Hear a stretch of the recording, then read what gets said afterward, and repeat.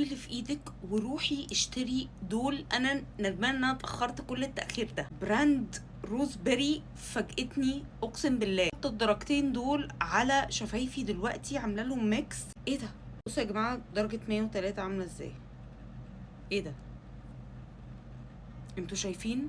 طري جدا، عامل بالظبط زي الزبده، لونه اوبيك جدا جدا، والبيجمنت فيه عالي قوي. بصي بقى الدرجه التانية دي اللي هي 116. ايه ده؟ يعني بصوا دي الدرجات اللي انا بحبها. اي ليب كومبو هتعمليه مع الليب لاينرز دول هيكون اروع ليب كومبو. احطه قدامكم دلوقتي 116.